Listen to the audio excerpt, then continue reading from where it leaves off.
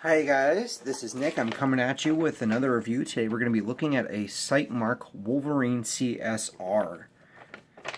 This is a 23mm micro dot sight. It's a little big to be micro, but really it's pretty small once you get it on the rifle. So I guess we'll just jump right into it. Before we do that though, I'm going to say that this will be the first video I post in about 2 weeks-ish.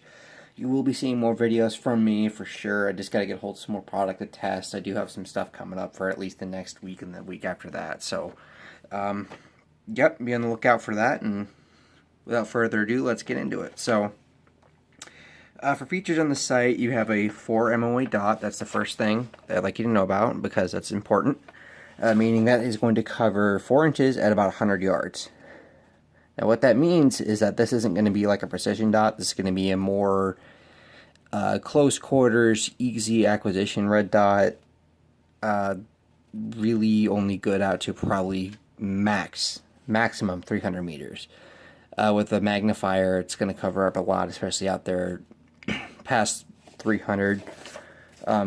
Definitely at 5 you wouldn't want to use this guy. You'd probably want to go with something like a 2 MOA dot or a magnified optic like a scope. 10 sightings for brightness. You've got all the way 1 through 10 are going to be very low. The bottom 2 are going to be night vision compatible, which is great. Let me see if I can show you that here. I believe that is setting 7, if I'm not mistaken. Let me go all the way down here. So right there you can't even see the dot. That's because, again, that is night vision compatible, which is very nice, especially if you're riding night vision. A lot of people will use sites like this for hog hunting, especially down in Texas where you've got hogs. Up here in Montana we don't actually have those. So then you can go all the way up to 10, which is extremely bright. It's a little bright for daytime use. I usually run it about there, especially for where I go shooting at. It's a nice shaded area, but sometimes I'll take it out into the nice wily wilderness and run it out there, so I can turn it all the way up to 10 if I need to. Again, 23mm. It's got 1 MOA adjustment, so for every adjustment you make, that's going to be every click, and it does click, which is awesome.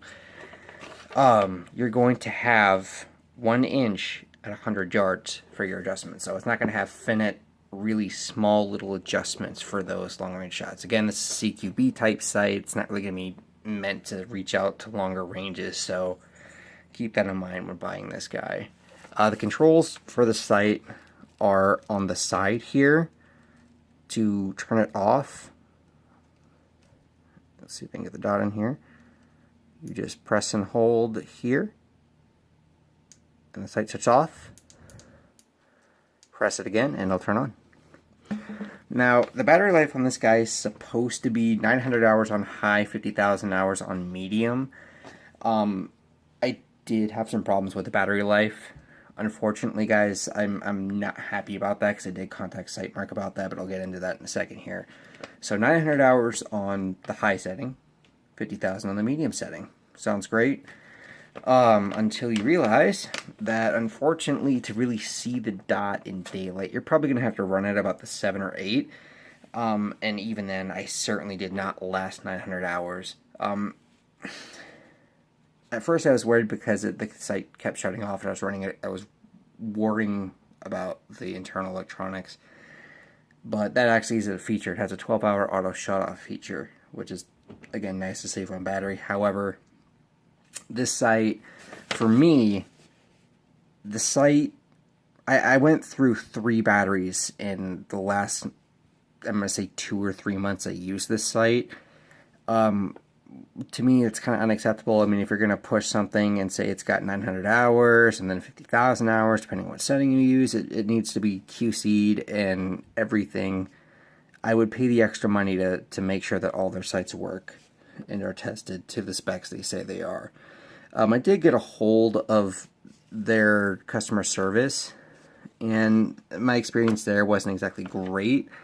They did say I would need to send it in, but I needed to have the receipt and the box and everything, and that's, you know, not necessarily unreasonable, but I would think having the box would be proof of purchase enough, especially the warranty on this guy is supposed to be, I think, 5 years. I'm not entirely sure about that. You'll have to check up on that maybe yourselves. I completely lost all the warranty information, so... but yeah, that wasn't great. Other than that, though, the sight is great, and I mean, if you guys watched my Holosun review, I kind of have a history of getting bad optics, so it did pass all my usual tests. So what I do with a new optic is I will put it through a water test, a drop test, and a fog test. So of course, I poured a bunch of water on it, dropped it in the sink, etc., etc. Still works, no problem. Awesome.